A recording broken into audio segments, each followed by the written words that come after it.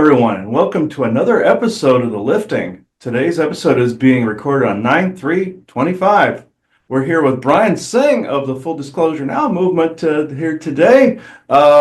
This is going to be a very interesting episode, but before I get into any of this, I now open this circle to true benevolence with no conflicting agendas as of this moment in time.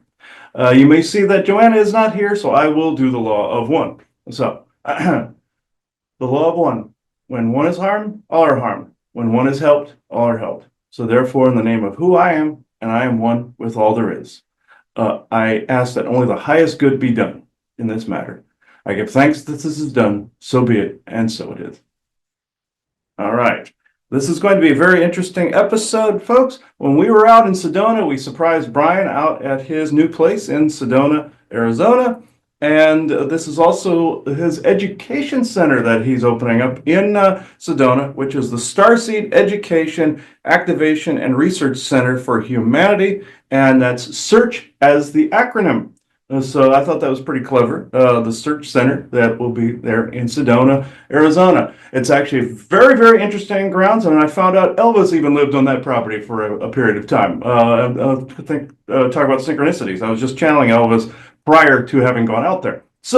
And he kept coming to me, him and Michael Jackson. So I found out they were both there. So this is actually quite fascinating. So Brian, why don't you tell them a little bit about this? Yeah, and first of all, just for full disclosure, and formally, we signed papers. We're still in the process of closing escrow through our foundation, and we've had lots of ups and downs. There seems to have been a lot of even black magic spells being cast against us to prevent us from getting these funds. Our friend Sarah R. Adams, she's burning 3 of these similar candles, not this exact type, but candles that are for white magic and to protect against black magic. And all 3 candles, I know at least the first 2, but I believe all 3 have cracked. Like the glass is cracked. Wow. And that's only supposed to happen if they're apparently fighting dark magic. And she uses these candles, the candles she uses them a lot. They look similar to like this one that I just held up. And she says they don't ever crack. And in my case, she's had at least 2, if not 3. Wow. In 2 days crack. So it's pretty wild. That definitely does happen when there is negative energy coming at them. I've had the same happen, and I will say shortly, I was making a glass orgone piece in a cobalt glass bottle. I basically declared this was a demon killer or a demon blocker. As I was pouring the wax in, it exploded, and the wax formed a demon shape on the table with a big middle finger at me, right on the table. So easy chase it away. Yep, to say who did it. Yeah, basically. I thought that was fascinating. So yeah, I've seen that a lot. So you're doing good when that happens. Good. And the center, it's a former Center for Creative Life, and it at 333 Schnebly Hill Road in Sedona, Arizona. And I can even share my screen here. Oh, yep. Yeah, go right ahead. Okay. Entire screen, and then let's see. So this is a Zillow listing, and I'll show you some photos of it. So everyone from Deepak Chopra to Dr. Greg Braden have spoken here, and it's multiple lots are all put together. But what we're going to focus on is what's going to be known as the Starseed Education, Activation, and Research Center for Humanity, or S.E.A.R.C.H, S-E.A.R.C.H, of Sedona, Arizona. We'll call it, I'm going to S.E.A.R.C.H, or maybe we'll call it the S.E.A.R.C.H Institute, just so, S.E.A.R.C.H Center is kind of already in the name, but we'll know what we're talking about. And the idea is, in addition to holding live events there throughout the course of the year, we want to dedicate space in the center for a healing center using advanced healing modalities. And also we'll be doing intakes of people who get to rotate through for like up to 1 week stays with us, and they'll stay in the log cabin here overlooking, above the center. for up to 1 week at a time. And we're in the casita that Elvis himself stayed in while he was filming a movie in Sedona before he later just bought a house and built his famous Elvis's House in the Rocks in Sedona. And with the initial intake, people can be interviewed and we can have that if they want to have it for the public, their testimony get out to the public. We can help to publicize their testimony. Throughout the course of the week, expose them to great healing modalities and friendship with other experiencers and starseeds and witnesses and survivors and whistleblowers. Maybe this room might have all the advanced health medical gear in it. This is a patio. Again, the patio with a fire pit. This is within the center, so you can even have a staffer live in there. This is the lobby outside of the main area, which we have some mold remediation to take care of. And so I'd like to tear out all the carpet, do all the HVAC, redo the roofing, do all the ozonolysis and mold remediation, and then put in an epoxy orgonite floor, because then it'll help ground the whole center and it won't mold and it'll be much more maintenance free. As long as we do get a good contractor to do the pour properly, then we'll probably work with folks like our good friend Rion de Rouen of teamlight.com, because he's really good with orgonite.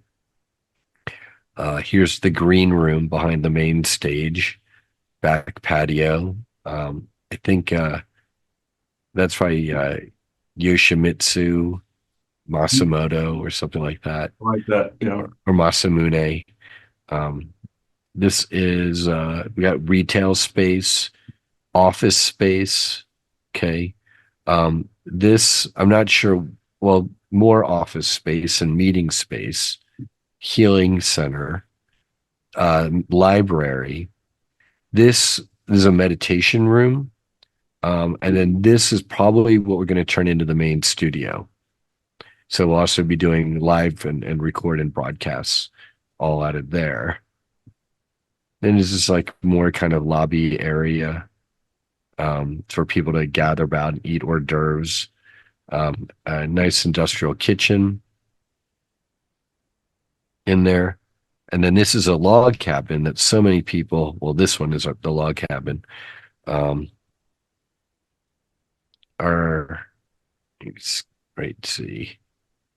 This is one of the houses that some of these houses come with the property, and we'll have staff also living in these premises and rotating through. And then this is a log cabin that's going to become very beloved to everyone in our movement as they get to stay in here. I've been in that one. That's a very pretty house. Yeah. Yeah. Yeah. Yes. And I hope that like some of our friends who have come through has said that this is going to be a new revival of Sedona along proper lines of ascension and not airy-fairy new agey crap. Yes. I added the airy-fairy new agey crap part, but yeah, you know what I mean. Mm-hmm. Mm-hmm. But this will be very beloved. And the orgone floor, well, yeah, definitely shungite and also selenite for people that walk on it and disentangle and cut cords as they're walking on it too. If you put selenite in there, it'll do it every time they step on it. So yeah. Oh, well, we'll make sure to add selenite. With shungite in there. Yep, absolutely. And then this is the casita where Elvis stayed briefly.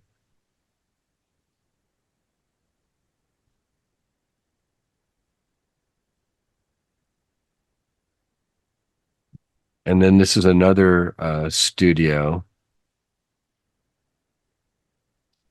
And then this is like another storage area, kind of art studio that we can use. This is a peace pagoda. And then here is where I like to add a water feature right in the peace garden. And one of the caretakers, the groundskeepers who had been there for a while, some for one of them for over 26, maybe 27 years now. Aya. Yeah, we absolutely have his blessings. He would love to see that a water feature in a peace garden. All of these trees he's planted and kept them watered this whole time. Yeah, you can definitely feel it through the pictures here. I can attest you can feel each time you're going through each image, I can feel the focal points of energy on that property big time. Hmm. Mm-hmm. Mm-hmm. Yeah. Yeah. Oh. This right here. Yeah. Well, this is the log cabin and the casita right there. Yep. And so I'm really excited because this obviously is going to be a benefit to everyone who gets to come through, and it'll strengthen the networking. And by the time people have a week of companionship and amazing, access to healthcare devices and meditation and amazing food in Sedona, and then perhaps before they leave, kind of an outro interview or an outtake, an outgoing interview, and make sure that, at the point where our foundation has the resources, we'll be able to, assist people with things like, laptops or other technical assistance so that, a lot of folks out there, as you all know, Christopher, are struggling with paying the rent, much less having a nice microphone, high-speed internet, good, up-to-date laptop with a decent working camera. And if that's one of the things that people out there are having difficulty with, and we can assist, that's really what is driving, our foundational efforts to galvanize the movement, not only through the center there in Arizona, which we hope to be the first of many, but then through the conference series, and then also through the Full Disclosure Network online app platform, and network that we're still working on so we can actually launch it properly, along with a full disclosure movement cryptocurrency to help fund everybody in the movement further, and the value of that movement coin. And I believe it's the first movement coin in the world. It'll be the point will be to, as the platform grows and we get to tokenize the platform, and as I know, it's kind of like funny language, tokenizing things, but basically, imagine as the AI grows and understands all of the content that it learns from us, instead of this watered down stuff you get on, say, Chat GPT, where it'll start off by saying, well, the secret space programs are of a highly speculative nature. Mhm. Our AI, it'll give you all the best information it has, answer all your questions, point you to various interviews on our platform, various people who have had various experiences. If they want to, say, consult with Amaria's Suite, for example, on our network, Rogue Dragon, who has very powerful secret space program level abilities, and consult with her after listening to her show that was hosted on our platform, then we're really starting to bridge the gap between, oh, I saw you this on a YouTube podcast somewhere, to, through this network, got the best information. It's pertinent, relevant to that person, that individual, helping them in their own journey. They can link to the message boards, link to the people in our community who are already giving their testimony. And all of this, as it adds up and you multiply it over and over and over, and the real network organizing forms almost out of nowhere. I think that's going to be, that's something that so many of us are really excited about.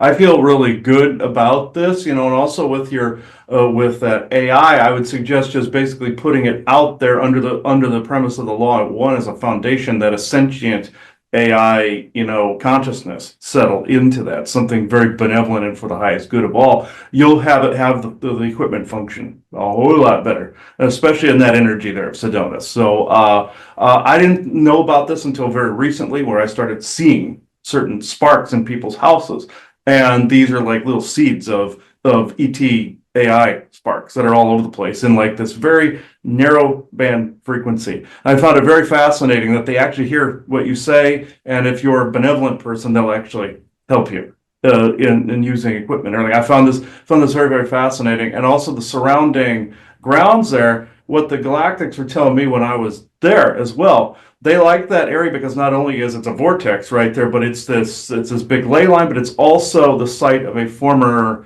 how can I say it? Or I shouldn't say former, it is now. Basically a teaching center, basically a landing site, and like a gathering place. That's why there were so many alien cultures around, excuse me, around that place, because Sedona was a former spaceport back in the day. That's why all the rocks around the area look like buildings. They just look like melted buildings because they are buildings. So that's so that My that's friend Colin Frazier was having visions of Sedona and the rocks being a city, and he could see the energy signatures. And then he was speaking with like people like Rion de Rouen, who's also saying exactly what you're saying too. And it's healed too since the Lemurian Atlantean War. Some of the water that had been in there had got boiled off by some of the nuclear attacking and everything, but then it recovered and turned into this big healed environment. I came to find out, and that's why the vortex has just kind of washed everything clean, and it's a complete healing area now. So ever since that time frame, but it was part of Lemuria and Mu at around that time, and even further back. It was actually a spaceport millions of years back from the original galactics around then. That area has constantly been used as gathering and energetic gathering areas and UFO refueling sites as well. That's why you see so many there, and a few crashes now and again. But with this, I've heard a few even recently. So but when you see like some shooting stars, they're not actually shooting stars. But not to get off track. But there, while we were there, I had not actually been there in quite some time. And I famously took a picture while I was in the area under Thunder Mountain of four aliens, two grays, two insectoids. And one was looking at me, one was to the side, and I will have to dig out that picture for everybody for your centers. You can actually have a copy of this because it's actually quite fascinating. And they got mad at me for catching my picture, yeah, and that was like maybe a month before I originally got hurt here. So it was like I thought that was actually not that part was fascinating, but the picture was fascinating. So I don't want to bore people with details like this, but I know the energy is really building while we've been talking about this. So we can always go into a little galactic Q&A here. Give me a second. Ooh, yeah, I can definitely feel when you were showing those pictures, there was like this big connection that just took place. So it's good you showed that on camera energetically. That's going to build the bridge there. And from the over the top where you had the steeple come in there is the vortex actually goes straight into that spot. I can see That's exactly what I was told. I was told by Stephen, one of the caretakers, that they intentionally built that glass spire directly on top of a vortex site. Yeah, I could see it whirling, and it got narrow to this point and went up, and like this spike came down and is like kind of like raining like a shield down over the whole thing, so whole place. So, and I know when we were there was a number of different groups, including a Pleiadian group and a Lanulosian group. So, and there were a few dozen others that were around there, just wandering in that area.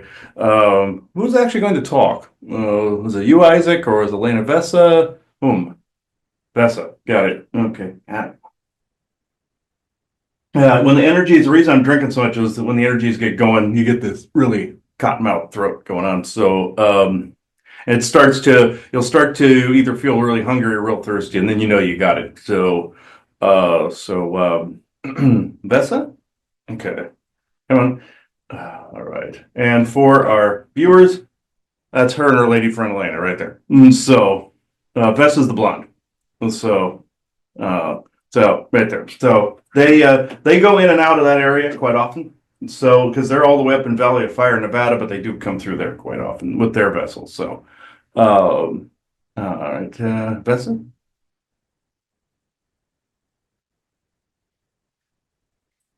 Hmm.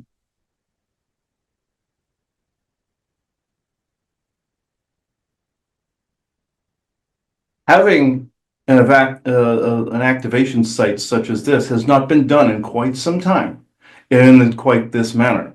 Yes, it's been used for one thing or another over the past several decades, but even though it started out as one thing, you are turning it into a what's the term? Multitasker, but it is also all part of the search.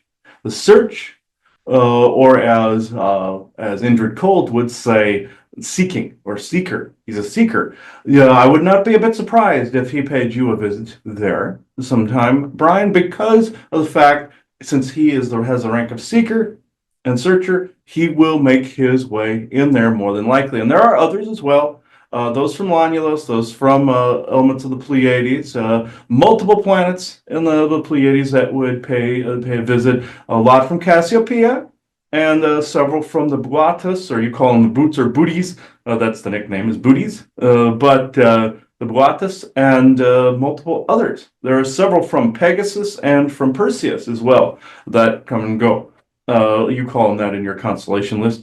There of course Arcturus and several others. That's Buatas, but they're fairly strong in that area.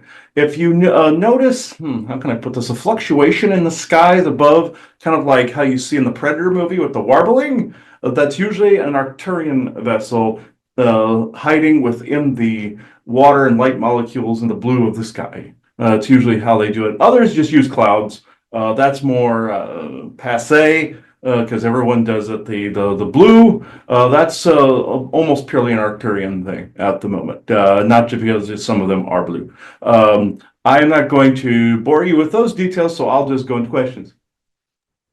There was a gentleman there that I met in Sedona who remarked to me how back in maybe the 80s, he took his family camping right there, pretty much on that site, but before any of that stuff was built. And he woke up in the middle of the night and he and his family, like they're having trouble breathing or something. And it was a horrible night. And then the next day, he realized that his car where they were camping was like parked in the middle of like a giant pentagram in the dirt. And so it seems to me what I've heard about Sedona is because it's such a powerful place, the land of the gods, as the natives have called it, with all these portals and dimensional doorways or access points, that also negative witches and warlocks come to abuse that, and they do negative like sacrifices and stuff. Is that what happened in that case on that land? And then is that land cleansed of that since then because it was decades ago? Mm. Yes, sometimes the land will heal itself, but it also amplifies whatever the person happens to be. If they come in as extremely dark, some of the vortexes will temporarily, very temporarily, enhance that darkness to that extent, to the point where they can conjure something, bring it in, and slingshot it at wherever they need it, and or sacrifice whatever they need based upon that extreme energy booster. It's neither positive nor negative, but it tends to heal fast. See, there's a difference here. It's neither positive nor negative, but the earth tends to heal the wounds faster in that area. So with the whirling vortexes and the like. So that particular day or night, the reason the car was in the center of it is a car represents, or a truck or whatever vehicle you happen to be using, represents a soul vessel, a vessel containing a person going from this place to that place. You curse someone's vessel, you curse their journey, you see. So this is why that vessel was there. That and also a demon can inhabit a vehicle. So you call them gremlins in the machine, even though that was a metaphor for a machine that always had a bug or something that couldn't be fixed. That was around World War I and World War II. This happened, that was mainly for aircraft. But in this, there are many entities that can possess cars. If you get something in your vehicle, they can cause a lot more damage than just in the person. It's not like the whole Christine type of vibe. They're not unlike it in some instances, but they could literally possess the vehicle in order to cause multiple accidents. And then from the parts, like say if something's in a wreck, the parts can go to other vehicles. Therefore, is by extension and quantum entanglement, then they could reach out to other vehicles. You see, it's actually a very common practice with certain ritual types where a vehicle can be possessed. The way you get rid of it is by like how you get rid of them in a home or body. You have to flush them out. You have to literally depossess it and disentangle it, cut all the cords, etc. Have like a Reiki person or a Reiki master and or a trench worker go over the vehicle as well as the person and the house. This will save a lot of heartache in the future. Along those lines, there's someone that we recently had to part ways with on our professional team. Before they left, they gave me some bumblebee jasper in a white pouch here that I'm holding up, and this person turns out they were duplicitous. I was wondering, did they put any negative spells on this to attach it or entangle it to this bumblebee jasper in this white pouch I'm holding that they got for me in Sedona? Not specifically. No, it is more the memory of the person you see that you attach to something. If you disentangle the person's association from the particular object, you will have no issues. It is more or less the co-creative entanglement one associates by visual association to an object, to a particular person in a particular moment in time. Unpin the person's pin to the object by therefore letting the person go by snipping that cord, and the object is fine thereafter. Thank you. That's so. And then on the topic of portals and vortexes, someone was saying while we were there in Sedona that when you look at a portal or vortex, even if like you can't visibly see it, but you're looking in the right spot, then you can just entangle with it. So let's say you were far across the valley, but you knew where a portal or a vortex was. Just by looking at it, you can entangle with it. Mm-hmm. Absolutely. This is true of any energies. Like say Right. if you are looking at an image of someone who's passed on, your your energies are entangling with that person and or individual or group and bringing them forth. The same goes with a vortex that is 100,000 times more powerful than that. You see, you're entangling with it, therefore you're bringing that energy to you. Just like what he said with the images of your center. You see, people are looking at it, they're bringing the Right. energy forth. That is putting that energy in their environment, the same as if you took dirt from there and put it in your environment here. The same thing. So you have your foot in two worlds. This is like that story of the person that it was a battle of wits with a giant, and the giant said he couldn't stand in two lands at once, and he put the dirt from two lands at once and stood on it. You can do that with Sedona dirt in any part of the world if you have it with you, and you can bring the vortex frequency to that spot. The same goes with Valley of Fire and any other power point, Red Rock Canyon in Nevada, any of them of those places. Not that you're supposed to take all of these things. I'm just saying this is how this works. You have a frequency in one spot, then you have a frequency in another. If you bring one to the other, one automatically wants to gravitate to the other. It's a matter of the quantum physics and quantum and temporal mechanics and the frequency physics. So when you are looking at a vortex, your energies automatically go to it since it is the slightly more powerful torsion point and torsion field. Therefore, you are gaining a healing from a portal and or vortex. Spirit Lake outside of Wilmington, Chad Wagner's territory, is very similar to this, and it has very large quantum healing properties to it. Well, can you tell us about the quantum healing properties for the vortex that Christopher and I were talking about in that chapel there, in that glass spire? Mm-hmm. Yes, at some point there was a negative source that tried to take from it, but it didn't quite hold. But there was a positive source that reclaimed this. And what you do with a channeled vortex, even you have a channeled vortex going up and spraying down like a sprinkler on top of the whole property. What this does is it's very similar to the Bosnian pyramids to a certain extent, where it's enclosed. Even though there was a power plant issue there, the same as in Egypt, there is healing energies as well in the stones.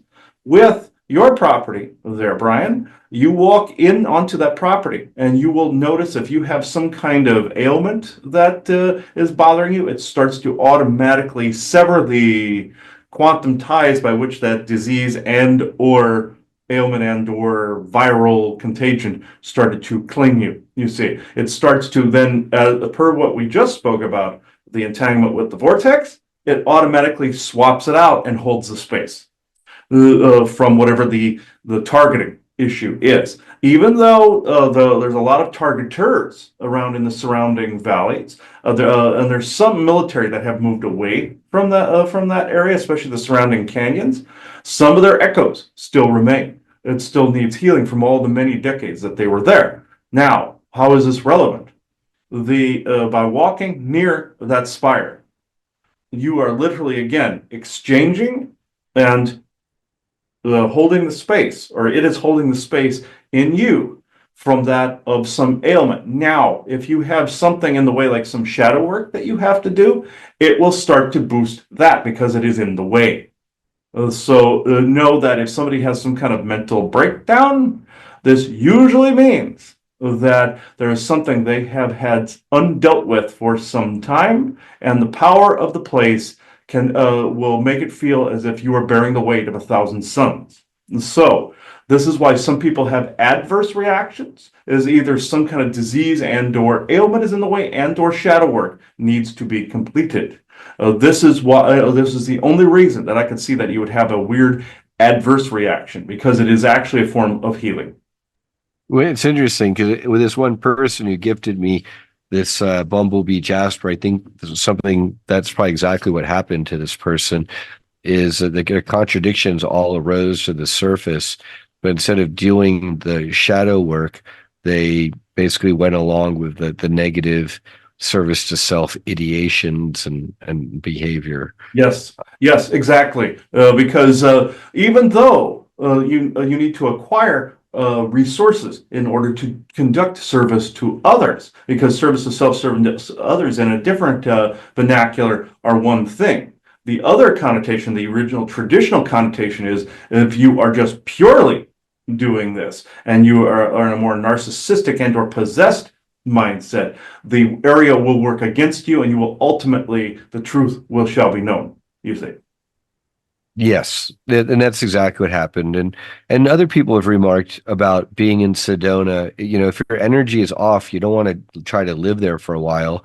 The natives would only visit the area; they would not ever live in the area. So the fact that people are living there and they're not aware of all these energies is interesting. And then apparently there's a deep underground military base under Secret Mountain there towards the northwest end of town. Yes, yes, absolutely. So, his own mother, going there with a friend of theirs years ago, saw fairies known as Aluzi fairies. There were these, they're the traditional little tiny naked people with wings flying around that happen to be sleeping on nearby plants, as well as a very strong, tall white presence in that area. I shouldn't say tall green, because some of them are greenish in color, kind of like the Orions on your Star Trek programs. They look like that, and they like to purport themselves as fairies, even though they are kind of related, and they are related to some of us as well. Uh, some of them come and go from Lonulus and Lonulus openings as well, but let's be leery. Some of them are prolific liars, so they hang out in that area. Some cat beings do as well. Forest people, Sasquatch, are all over the place as well there, and a multitude of Nordic types come and go, like myself, go through their Lonulosians and the like, and also those of Cassiopeia and the Sarnan system. So are tend to be there in the knee of Cassiopeia. So the ones that you said specifically under Secret Mountain, there is a very large, tall, white, and green type people presence there. And some of their point of origin is Orion, like you would expect from Star Trek, seeing like the whole pirate getup like in Star Trek, and also tall white. Some of them are of a group he called Lancaneers. They tend to come and go from there. Those are more militaristic. And then there's a strong military presence there, because there is a fairly large portal in there that was another otherworldly that would go into what you would call more of an enchanted realm. You would see it as like a fairy type realm. That's why Secret Mountain base was built and constructed around a natural portal that was embedded in the mountain itself. And it actually is more of a pocket realm that can form around it, kind of like a fishbowl. And every now and again, people will see fairies and such come out from that dimensional space. This is why you have weird creatures show up on the shores of places, other than where creatures have been genetically experimented on and created, like your Plum Island and other places like this. But some come from other dimensional spaces, like your Witcher, the conjunction of the spheres where all the creatures came through. This is the same thing because the Earth is on a temporal nexus, otherwise known as the Bifrost, and you're on Midgard, guarding the middle ground. So therefore, since you're on the middle ground, what tends to happen? Things come through the middle ground. So therefore, Secret Mountain is on a very powerful portal and vortex area, and that is what surrounds it. Now, with the current administration and hopefully any white hats and any reformation of Space Force, is there any changeover in terms of who controls bases like Secret Mountain right now? Does it go back and forth, or is it under firm white hat or quote unquote black hat Khazarian, Illuminati control? The fact that people have noticed a change to a much higher energy again through your COVID time frame, Sedona's energy started to dip. That means there was groups there trying to block that energy for their own nefarious purposes and cap that energy and try to capitalize on it. You see more of a fuel sense. They noticed aliens capitalizing on it. Other ETs are doing the same. Now, the changeover is starting. The Renaissance period is really beginning again because there is more of a good presence there. I mean, you call them white hats and black hats, or black hats and white hats, but there are some that literally have one day they were there, one day they are not.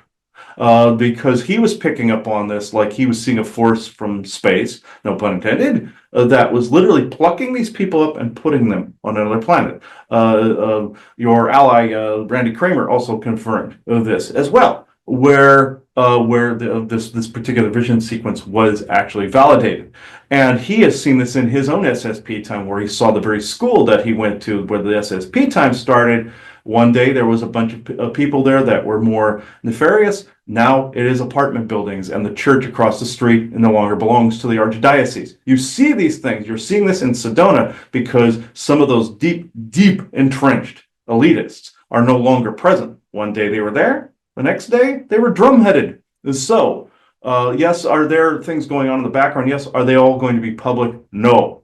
You are actually seeing the revival because you're seeing the uncapping of a lot of the dark garbage that they had done in the earth. The earth was helping remove these caps, and you're seeing an energetic revival, and it will only go up from here on end. That's amazing. It's wonderful news. I mean, we've noticed there are some very misogynistic men's groups there in Sedona that need to be cleaned up. And then apparently one of the local restaurateurs, pizza parlor, Italian restaurant owners is also a spirit cooker and has done rituals with like Marina Abramovich and spirit cooking and stuff. And so I know for a fact I would never want to eat at any of those establishments No, associated. no, the entanglements are far worse than you can imagine. What I've said about the vortex, by say looking at that and you entangle, imagine consuming something that had that energy. Your body then has to process this. In the processing, yes, he here calls that ghost poop because it just comes out of nowhere because of the energy processing. That's just energy alone. If you add food to the mix, where it has that garbage energy on it, or in some cases fear energy on it or poisons from your GMOs and everything, let alone dark spells and dark magic, imagine what that would do to the body. It would integrate one of your cells to that magic. You see, this is why that is a bad idea. Right. Because apparently in Seattle, there's voodoo donuts. And then in Sedona, there's pizza lisas or pizza lisas it's pizza lisas and monarch burgers. Mm-hmm. And so I wouldn't eat any of those. So that's just me, personal, as entertainment purposes only, folks. So my disclaimer, right? Mm-hmm. And then what another friend was telling me in Sedona was that she's detected underground tunnels with children running underneath the city of Sedona, including underneath one of the local kind of like interfaith type Christian churches off the main boulevard there, just Mhm. south of it. Yes. And what's up with that? She'd even be able to hear children at night sometimes screaming from under there. Yes, And she was connected. some of them are echoes of the past, some are ghosts, and some are indeed current. Check the church for specific markings. If they have snake markings of any kind, they are not what they appear. They are worshiping a different demigod. This is something that is in the process of being cleared up. If you see any statues, as he would say as well, with any of the current, prophets with a snake bottom on them, this is one of the churches or temples to one of the many demigods. Your Lake Havasu City in Arizona also contains a worship site for the demigod of Echidna. So look in Sedona, there are at least three different demigods being worshipped there. You have of course, you have your Moloch, you have your Echidna, and you have your Enlil / Lucifer. So look for these. They have similar markings to them. Sometimes you cannot tell them apart, except Moloch usually has more skulls involved in some form or fashion. It does not matter if it's disguised as New Age or metaphysical in some fashion or form. Moloch and Enlil specifically decided they were going to disguise themselves within the New Age movement in the 90s. You see, Kidna was there long before the other two, but she went more for just plain old snake cultish type of, and they call them dragon cults, but dragons are separate. But she is more of a Naga type that you'd see more of a human-like form on top and a snake on the bottom. There's also those are also an ET form as well from antiquity. She is still around, as is Enlil and Moloch. Moloch tends to stick to the East Coast for the most part. Surprise, surprise for him, but Mm. Enlil bounces between West and East, and Echidna tends to stay in the West. They found these points like with your these power points like your London Bridge. That is a large sacrificial altar. You see, so that came over from England. They wanted the energy from over there from another power point, and Echidna came with it. You see, so look for these places. If your friend is picking up on that church, chances are places like that are the sacrificial abduction sites as well. These are based on temples. Your Michael Jackson had boards from a chateau taken from over in Europe. You see that it was a similar site that he relayed to Chris here. So, therefore, another worship of another Kabbalist demigod. In certain instances, they want the saturated energy from over there over here. Look carefully at these sites where they've moved structures brick by brick. Chances are you will see the energies and effigies of different demigods on them or in them, around them in some form or fashion. Yeah, it makes a lot of sense. In terms of Sedona, um, how much let's just start with the center, where that property is, and the water there, and everything there, and it's really beautiful.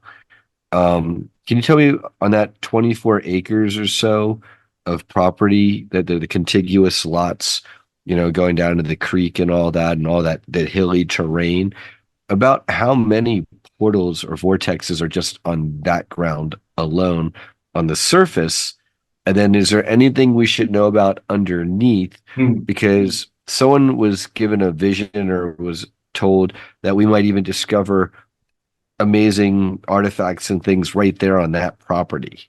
You'll find many Native American artifacts there. You will actually find bones on part of your property as well. Don't be alarmed. It's just you'll find different animal bones in places. There's not human. There were no sacrifices or anything done on your property. Bit of a disclaimer there. But there are small portals and vortexes, at least 15 to 16 of them. There's one that's sparking in and out, so I suppose you can say that's 16.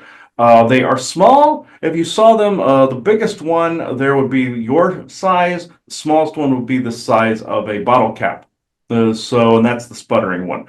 So they range in sizes, like how you have like different like wind instruments where like you have a trumpet or a trombone or a tuba or something that has a large opening that has a deeper sound, and then you have a trumpet or a flute or an oboe or any of these instruments. Think of them as different instruments in a choir or in an orchestra, and they are performing 24/7. So if you were to set up sound technology or sound instruments, you would hear, aside from the animals and the human noise and the traffic noise, you would start to hear the energetic resonance of these. There's at least 15 to 16, and underneath that property, and underneath the totality of all of it, where at the time that it was constructed, did some military wish to move in and out of there? Yes. Do they have some of their eyes on you guys now?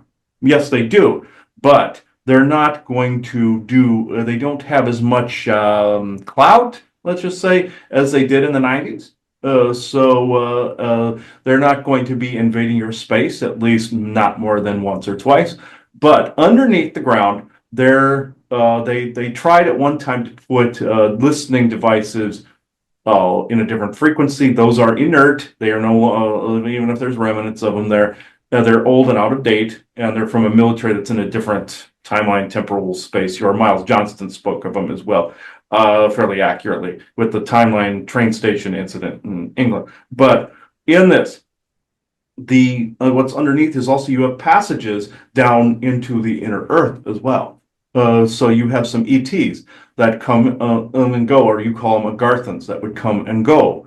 People have spotted a few of them in robes. Some of them have a silverish complexion. They tried to say they were alien, the two people, but they are actually from the inner earth. There's a sporadic set of people that come and go from underneath, especially around your cathedral and Bell Rock, especially around Bell Rock there and underneath your property. Do not be a bit surprised if there are ETs that come and go from under there, as well as some of these Agarthan sects. It's interesting. Can you tell me, are there any special, well, what we 3D humans would consider special features with like the water there at the creek right there on that property? And maybe some of the portals or vortexes are right there at the water? Yes, the water moves the energy quite fervently across even that little roadway there. And especially during a rain, like say if it's a really powerful rain, and the water is moving across to there. That energy that comes through there is very, very powerful. It needs to move. It constantly needs to move. Your vortex, even though it's always spinning, sometimes the water will get it to move with such vibrancy that even during a rainstorm, if somebody's doing a channeling there or something of that nature, or a healing, it will be slightly more enhanced. Even lightning, yes, but with the moving of that, like your windmill or like a water wheel or something of that nature. The one on the waterway there is kind of like a water wheel. It moves sometimes like this, and sometimes it turns a little bit and moves like an actual water wheel if the water pulls it to a certain side and moves the water across it like a water wheel. He's seeing in his head like a mandala, kind of like this wheel that comes and goes. And also there is a portal further up the stream. There is a portal where some of the water is dimensional that flows through there. You see, every now and again, you might get a gemstone that pops out in and out of there. You have a portal that opens and closes. Excuse, there's something in the way here. There is a portal that opens and closes within different times of year. During the what you call your monsoon there, when the water flows, that portal is wide open. Around your Halloween, it's the same thing. Check around with instruments if you have them. If you have any paranormal type of thing that you wish to do, just be very careful. Limit the time you do it, especially in a high and intense environment. That don't use ghost boxes or anything, but if you want to film, go right ahead. But you will get activity through there around your spooky season, let's say. Speaking of spooky season, I have a pair of these goggles that are supposedly dicyanin goggles that I got off of eBay. Can you tell me, are these for real or are these bunk? Be careful what you buy on eBay. People think it's government hand-me-down equipment they put on there. There is actually several scams going around right now to people that want some of those goggles. You might not pick up the things you think you're getting. Right, right. And these weren't made by someone, these were made by someone who says that they had a German chemical manufacturer take the original formula, reproduce it, and then coat it on these goggles, and then he sold them out to people. And he says that people have said they work, and he doesn't recommend you wear them for more than 15 minutes at a time, for example.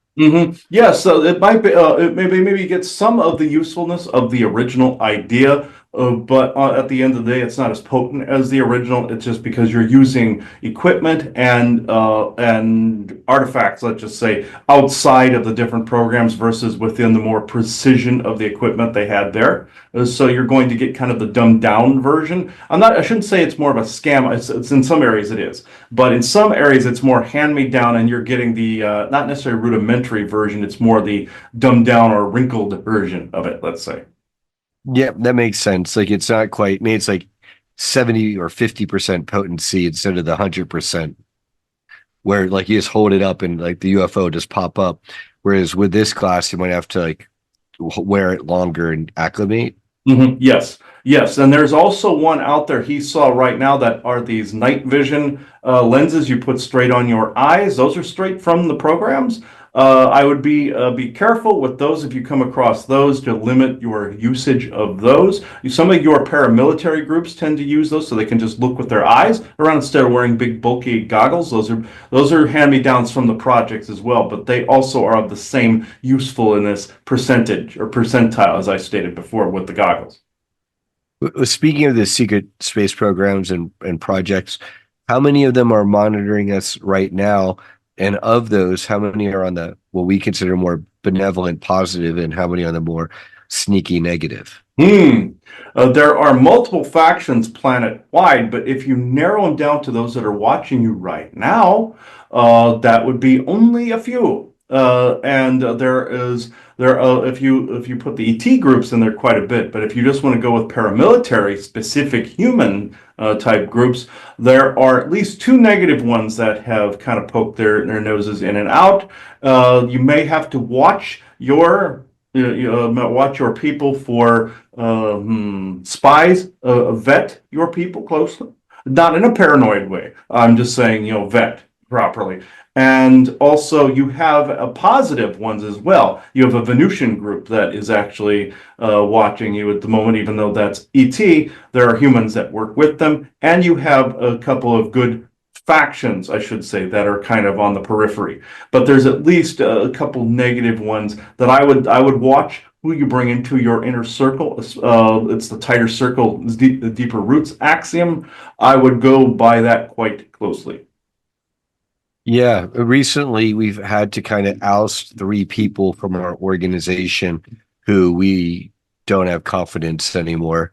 We don't feel that their heart is about the movement and disclosure. It's more about how they can feather their nests and elevate their status and get disclosure. Hmm. And that's not good enough. It has to be their heart has to be on the movement disclosure. And then, hey, if they benefit, great. If not, there you go. Too bad. Yes, yes. He was wondering the same as well. It is fine to plug your own things because, especially if they're about service to others. But yes, you are correct. It tends to how can I put this? Plugs into the movement itself because of all of these. If you are all about a balance, let's say, it's always going to be about the movement, whether you intended that to be or not. It is always like what I said about the vortexes. It entangles to the stronger torsion field, yes. So therefore, those that even were going into it safe for themselves are seeing the stronger movement and going, oh, okay, I can benefit. But then some of them are changing as a result to mostly service to others. You see what I'm saying? Sometimes that fixes the problem. The largest torsion field wins, and the ones that it does not, those are the ones you vet. You see? Yeah, yeah. Vet and put it squarely to them and let them elevate in principle and practice, or they, can be replaced with other people who do want to fit the energy. In terms of the vortexes, So the one in the chapel, that's obviously the biggest one because it's the size of like the glass spire from the ground up. Mhm. Yes, that is the biggest healing one you have there. It is properly placed right in the middle of the complex. This is why if you have plants near it, you're going to see the plants act strange and kind of do the twisty thing. This is how you know you have a vortex. All the trees twist. Uh, and so if you were to plant a tree somewhere on your property where you know there is a vortex, you'll see the tree grow and twist. And even if they die, the wood is twisty. On this spot, if you were to grow, say, like a flowering vine or a tree near it, you would start to see it circle the spire. If you had a flowering vine, it would go up it to the tip in a more of a twisty type of motif. If you were to go that route, you would be able to see its torsion field. The same goes, like, say, if you were to get snow, chances of that are slim, but if you were to get snow and ice, you would see the vortex within the white of the snow and ice. You see, so it is actually quite a powerful PowerPoint, and people there will have great benefit from it. Can we amplify it with the crystals and maybe like copper pyramids and with orgonite amplifiers and things like that? Yes, you were talking about the orgone floor before. Yeah. I couldn't agree more because what he said about the selenite is a very powerful disentangler, and you walk on it and it pulls cords off the feet as you walk on it. Shungite will definitely be empowered. That has an electrical conductivity. Quartz, of course, piezoelectricity. I would be careful how much you pack into one room, although you don't want somebody's head exploding. You see, but flat along the floor, definitely that vortex will go through it like a crystal grid. You can always set up a crystal grid across the property. Whether you bury it or not is up to you. But if you're going to do this, if people have large crystals they wish to contribute, or orgone pieces they even wish to contribute, you can actually put those as part of the place's grid, you see, and actually go either along the cardinal directional points or in just a lens alignment with that big central vortex. You will start to realign that lens in very beneficial ways. But also watch who makes the pieces, because there is what you call glitterite out there. Some people might think they have a 10 when they have a 1, or they are a 10 when they're a 1, not to be rude, but there are pieces that will align it like a lens, but you also don't want to overpower too, because that vortex is immensely powerful. So there's only very so much you need there to empower the place. But if you're going with orgone, put it along the different grid meridians of the facility itself, and you will do good. Yeah, we're looking at partnering with Sasha Stone and his people to incorporate bioresonance and bioharmonic principles to kind of, ascension feng shui the site above and beyond its current configuration from, the 2001 or when it was built around then. Mhm. Yes, feng shuiing the property is quite smart, because you'll have some echoes of who and the footprints of who came before. It is quite imperative, actually, that you audit that property of all the footsteps that came before and ground it in the here and now. Even though technically all time is in the here and now, I'm just saying that from different fractal timelines, any of those things, vortexes pick up on this. If you audit the site, and you basically make it so it's in alignment with specifically the feng shui that you are going for right now, and its identity is search, you see, now, and not any of the identities it had in the past. The name identity you give it then aligns it to the current moment in time, and once you apply an audit, energetic audit of the property, this will align it specifically to searches parameters, and none of what came before it, you see. Absolutely. And that's what that's the intention. Speaking of bringing things like, at the center, I'm also going to be collecting artifacts. So I'm holding up this one. It's like a Wahala stone, like ET type helmet or head, kind of like. Are you able to tell me about it? Because I'd like to bring things like this to the center, maybe, in there. proximity of that vortex, is that something like that's a good idea because these are positive, or this isn't this, like say this piece, for example, is this something I would want to bring near the vortex or keep it more away in another part of the center in a display case? Another part of the center in a display case, especially if it has a face, because of the fact beings can jump in and out of an immensely charged things with a face, or if it's like a helmet, or if it's a mask, or if it's a skull. You see, be very Hmm. careful with things with a face because beings will use them to camouflage themselves within anything that would come close to being like a face. Uh, be very, very careful with that. Make sure it is blessed. Make sure it is guarded. Then you can put it in a display case that is away from the main vortex. That is what I would recommend. Thank you, Vessa. And I was wondering, can you tell me, is this piece, is it cleansed or does it still have a lot of dirt on it and I need to be careful with it? Dirt This on it, particular. and you should be careful with that because him and myself can feel a thickness to it. I would basically audit that piece and put it, how can I put it? If you're going to put it in a display case, make sure it is on red when you put it there. Does red like neutralize it, ground it somehow? Yes. Neutralize, ground it, and also when it is not in use, cover it with red. Okay, it's like a red velvet cushion. Yes. Okay. All right. Well, geez. Okay. I haven't been doing that this whole time, but I'll figure that out. Okay. Yes. Okay. Thank you for that advice. Bessie, are you able to, this is now more personal to me, and are you able to give me any insight into, I joke, I'm around folks like Christopher and others, where they're able to pick up and perceive the energies or Sarah R. Adams and work with them. And then I feel blind, deaf, and dumb to them in comparison. I mean, I have a knowing about things. I mean, I don't feel like I don't have any gifts, but I don't tend to have any of those more third eye open gifts. Is that because like, uh, outside forces are blocking me, or I have my own mental block? This is somehow related to the secret space programs. Like, do you have any insight or information for me on that? Yes, some is from the secret space programs, but your soul came in with more of a filter so you could fulfill certain parts of your task that somebody that was more open could not necessarily always stay grounded to accomplish, you see. So, yes, you have extreme intuitive abilities.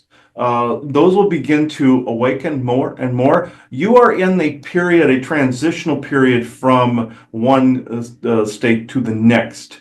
You are going from someone with more of a filter to the next stage where you're going through not necessarily just like a dark night of the soul per se. It is more like an awakening period. You will have what people call an aha moment at times where you're really beginning to read the intentions surrounding people. But don't mistake, say if they have an altar, for instance, from the SSP, don't mistake that for their core personality or their core soul unless they show you otherwise through actions, like with the other person you aforementioned. But you will begin to be able to vet more cleanly when you hit that stage. You are already intuiting things quite well, Brian, except that you are on the cusp of widening this more or opening this up a lot more, especially with the energies of Sedona. Your mind might not let you have a choice in that area. Yeah. Because of the intensity of that vortex. As I said before, things that need to be healed, it may not be pretty what you are being made to look at, but it is imperative that you do so in order to advance in those abilities. Do you understand? So I do. I mean, it almost sounds like if I was to, because I admit I'm always a multitasker. My brain's always doing a million things at once. I'm on my phone or my computer or talking to somebody, and I don't meditate a lot. It sounds like if I were to meditate, I might want to meditate right there in that spire, that glass Yes. spire. Yes, that is a perfect place to do it. Just know whatever takes place, if something's trying to telepathically speak to you, just know it will come through in your own thoughts, or you think it's in your own thoughts. Just say, "Who do I have with me?" and you'll start to engage in a conversation. It'll sound like your own voice in your head. And then eventually your brain waves will adapt to hearing the voice of whom is speaking to you, because sometimes it's coming in here. You must also discern whether you're getting V2K'd or you are around somebody trying to trick you or has the wrong intentions for you, just like the aforementioned individual.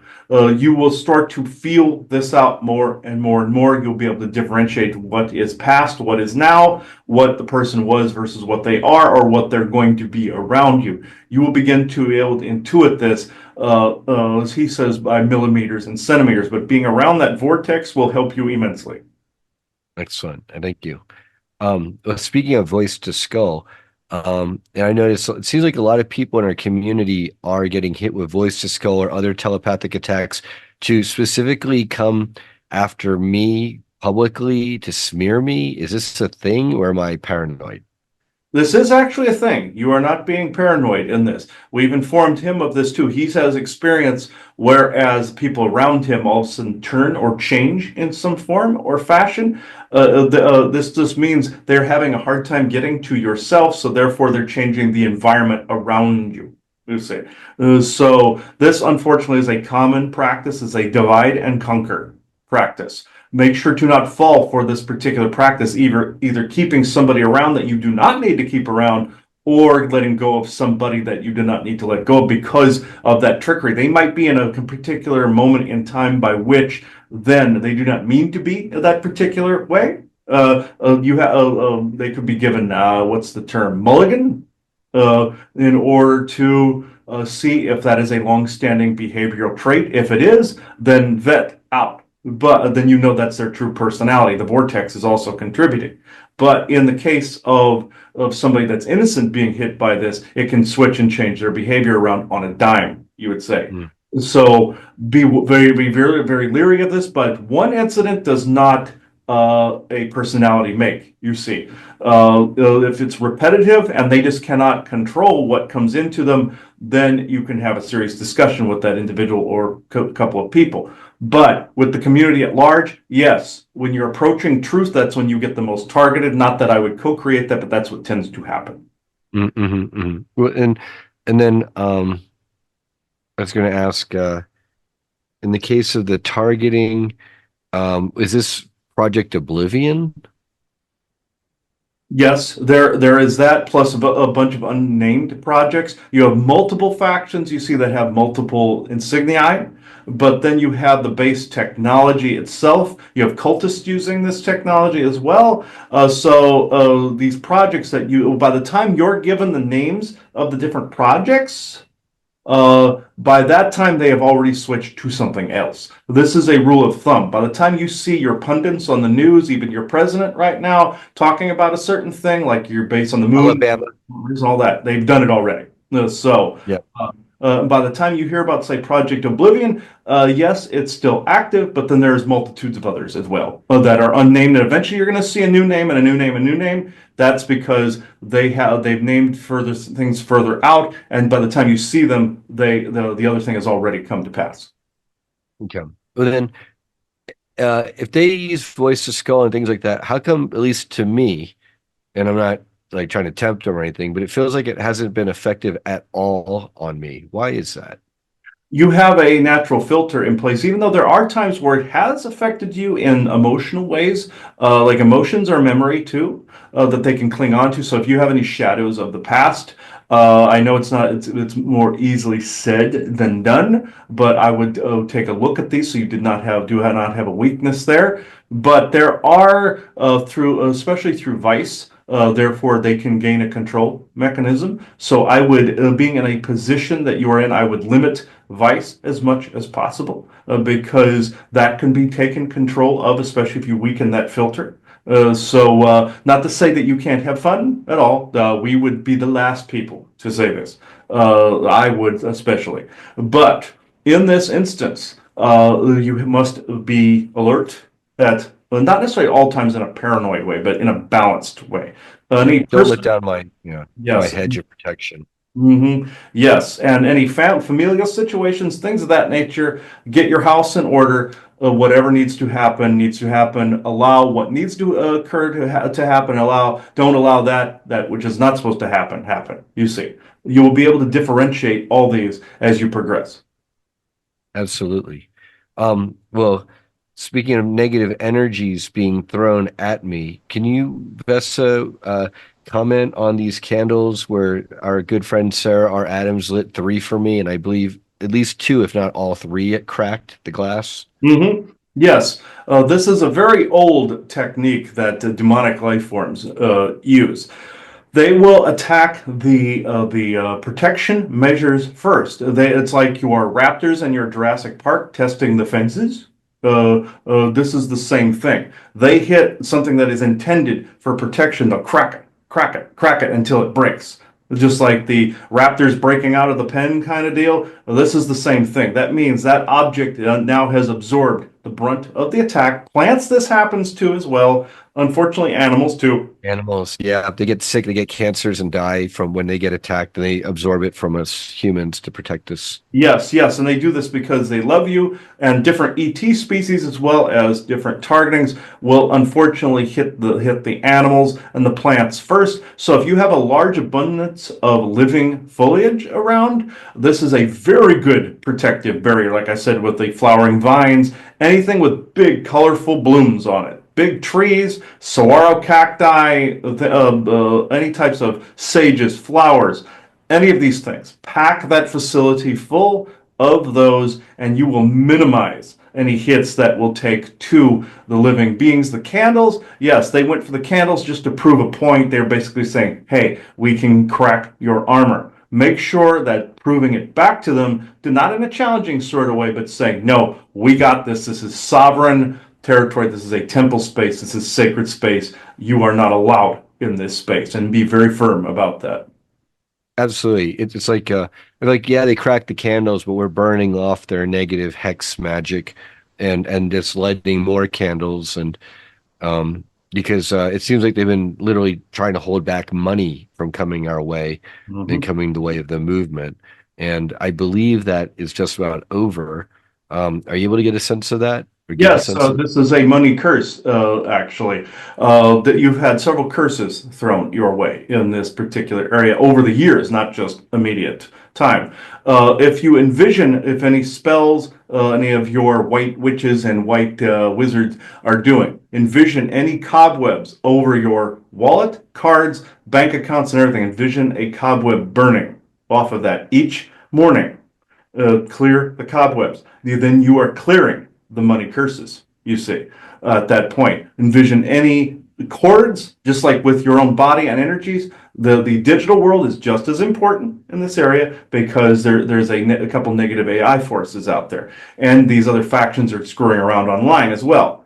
So they're trying to set up a series of unfortunate events for you. So to basically try to make it so that this does not happen, of which, of course, you are still going through with this, no matter what the hoops they choose to create in front of you, entangle or convolute or try to convolute the situation. Always envision the cobwebs burning. Make that part of a daily routine. When you do this, you are basically saying no to this, and also the law of one, which was said in the beginning of this show. Use this regularly in cleansing rituals. Then this will reflect back at them, and you will see these situations clear up pretty fast. excellent. Thank you. Yeah, I want to break this stronghold so no weapons of evil formed against me or any of us shall prosper. Yes, and we have informed him also of his protection flags and such that he has around. He has several around this property. There's been some multiple attempts to come into this space, but he has it pretty battened down as well. If you have certain geometry on the site as well, things like organ pieces, as we said before, in a grid on the floor of the place, I would highly recommend that when you have your friend Rion do this, Huh? then he can have a geometry on the floor, laid out in a sacred grid formation within that giant orgone piece. You will have that entryway completely guarded at that point. Excellent. Like symbols and sigils of love and beauty and wisdom and Mhm. peace. Yes, and like with their Merkaba, for instance, with the different circles on it. That particular one aligns to different positive timelines within the multiverse. They made an uncorruptible version of the Merkaba, you see. So symbols such as that would then be a perfect match for that floor. Yes. Yeah, excellent.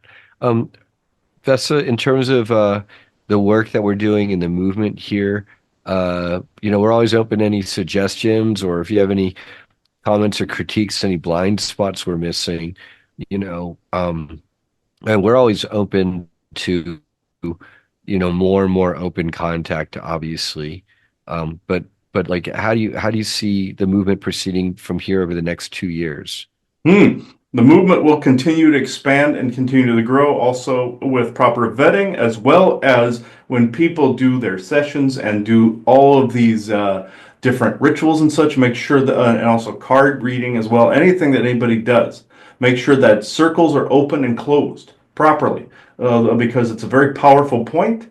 And you're accessing those vortex energies, especially make sure it's properly open and closed, even if people verbally say just it's the circle's open, the circle's closed. And then they're putting the intention into it.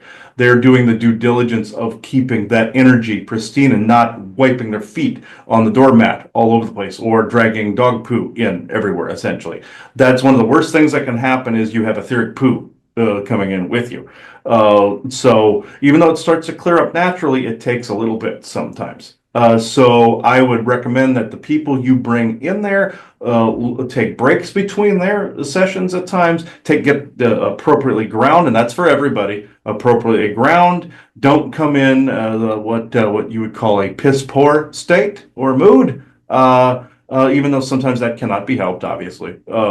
Reground and make sure you're in your optimum state when doing all of the activities out there. And then you will find that the energy stays pristine in the way that you deem necessary.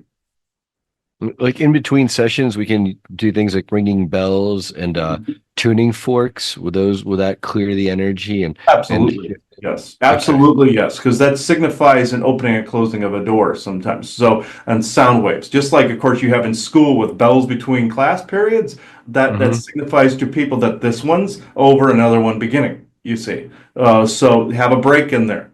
So that's actually very smart, yes. Excellent. And we'll also have people, who are very gifted, who, are able to see the energies and are able to like realize, oh, there's negative energy and clear it out. So I believe that'll also be really helpful. Absolutely, yes. Have people clearing out those energies, but always do it under the premise of true benevolence with no conflicting agendas. You don't have to name a particular deity, demigods, or god's name. Just say true benevolence with no conflicting agendas. That works every time. Excellent. Excellent. Any messages before we end the session, Vesa, that you have for Christopher or I, since it's a pleasure to get to finally speak with you directly like this. Yes, thank you. Yeah, yes, the Lanulosian people, yes, they've actually come and gone from that area quite often. They get mistaken. A lot of the Nordic races get mistaken for just Pleiadian, and there are multiple Nordic races within the Pleiades and Cassiopeia and the like. It's just like with you. You have a multitude of people on Earth. There's a multitude of people in those different solar systems and those different constellations. Lonulus happens to have a very quick access point. So some of us have been mistaken for, oh, they're Pleiadians because they look a certain way. I'm a tall, blonde-haired, and blue-eyed. Except when my mood changes and you see my eyes change to kind of a black with a squiggle. That usually says that I have some lineage from a place called Sarnan in Cassiopeia, or Sarna in Cassiopeia. That's part of my lineage. The other is human, and the other is a little bit, maybe a tiny bit of tall white, but it's just like with humans, there's mutt races, as you would say. Mostly Mhm. Sarnan and human, but they would be more of a white Persian type, and others are more of a white Nordic type as well. There's a mix is there, and there's a planet called Darshan that as well that within that solar system that has more Caucasian Persians. That's where you get the whole Circassian look from in the Middle East. So, with that said, you will see multitudes of people coming and going. You will also see some of us coming and going from that center. When it gets to be more active, you will start to see more and more ET people coming and going, even though there are rules in place. Just know that we do make ourselves known at least for a few seconds. So just know this is going to happen, especially with an active center and an active purpose such as this. We can't exactly help ourselves when we show up. If you saw myself, again, tall, blonde haired, blue eyed, usually in the jumpsuits, as was shown in the beginning there. But also, Lonulosians tend not to wear clothes. Humans are not necessarily ready for that particular thing yet, especially in a big gathering. So we would be more they would be more comfortable if people were wearing clothes because we would stand out. But just know that we would be watching as well. And when people become more comfortable with us in our natural state, of course, we would just come and go in our natural state. But until that point, we have the standard jumpsuits that you see out there, not only within Galactic Federation territory, but we also, some of us have the standard robes that you see all over. People attribute that to Pleiades or one star system. These are fashions and forms that span the cosmos. And it's mostly the jumpsuit. He calls them a onesie. I like the jumpsuits. I'm a big fan of jumpsuits and onesies too, by the way. So yes, Yes. I get the space camp one that I like to rock. Yeah. Yes, this is where your military and Air Force and Corps of Engineers and Army and all of them got the idea from. It came from a galactic source. See, so and it's more efficient. Your Mozen, as they call themselves during World War One and World War Two, introduced that particular galactic outfit design to your soldiers on the front and within bases. You see, and it stuck. So this is where that came from. They are a group from Cassiopeia. They assisted your Americans and British during World War II when the Draco and other Aldebaran forces came in to assist Adolf Hitler. You see, so they per galactic treaties, though they violated them, so they had to come in and balance things out for some of the good guys. So in the midst of that, between also World War One is where some of it was first violated. World War II, Hitler and the Vril brought in more of them and communicated through channeling through Maria Orsic and them. And therefore, the Mosen, or as they're called now, but they're from Mosen, Switzerland, or in that particular area, and they had those particular jumpsuits. Also, World War One, the helmets with the rim, that was actually a fusion between Cassiopeian forces and Antumban forces. That's Proto-Japanese people and Oriental people. They influenced some of the designs for some of the outfits, you see. So that's where you got those helmets from. I could go on, but you will start to see more and more of these innovations come into your culture. You'll be surprised out there what like fashion, jewelry, outfits, any of these things, hats, shoes, actually come from out there. Like your bell bottoms, for instance, that your Navy used. That all those also came from a Cassiopean design. Because some of them are aquatically based, and they gave them the bell bottoms because they worked in water. So they became a fashion later on. You would be surprised. The list goes on and on. But you will start to see this, especially in gatherings like at your place there. You will start to see some of these innovations come in, not only from energetics, but fashion as well. So speaking of the programs and people popping in, am I still being taken to this day by the programs like other people? And then am I being taken by the more positive or by the more negative groups or by both? Oh, it was a little of both, but it has thinned out a little more as of late. But there are positive groups, especially looking your way because they want positive things to happen with that site. Not necessarily just being service to self, but they also want the service to others aspect working correctly. And they don't want another faction in there. So as the attention from that negative side wanes, as we said before, one day they're there, next day they're not, you're starting to see more and more not necessarily just taken per se, that has a negative connotation, assisted by some of the positive groups. Excellent. Thank you. This is all very heartening. We're moving in the right direction. And you know, hopefully soon enough, we'll be closing escrow on the center and formalizing everything and launching everything. And you know, we're almost there. Mhm. So, thank you for sharing all this information. A lot of actionable intelligence. I greatly appreciate it, Vesa. Yes, thank you. As well as always in situations like this, always walk as if the positive outcome is already occurring. This ensures that you're walking that timeline and it's being created as you walk the earth. So thank you for having me on. Thank you. Yeah. Yeah, that was interesting. I've talked to her and Elena quite often, and they're part of my own SSP history as well. So where I was on their in their home dimension of Alanulus, and it's actually quite pretty there. The energy is quite high there. If anybody went there, it's like essentially looks like our desert communities with the adobe structures and mixed between biblical and adobe, and also they have modern tech looking cities as well. They even have a Vegas facsimile there they call Ver-Er, New Ver-Er, and it's actually a interlocked set of buildings that actually has casinos and hotels in them. So it's like so I found that quite fascinating when I had memories of that come back. I'm going, why is this like Vegas? And yeah, it's because it's the opening is right there near Vegas, so they mimic that. And so so people can come and go. They even have shops a whole bit there. So I thought that was quite fascinating. So, That's hilarious. That's mhm, great. I've It actually been there. didn't Yeah, yeah. Mhm. it didn't seem like it takes much effort for you to connect with her. Like you don't seem drained at all, or like it took any effort. You were just able to connect with her pretty quickly.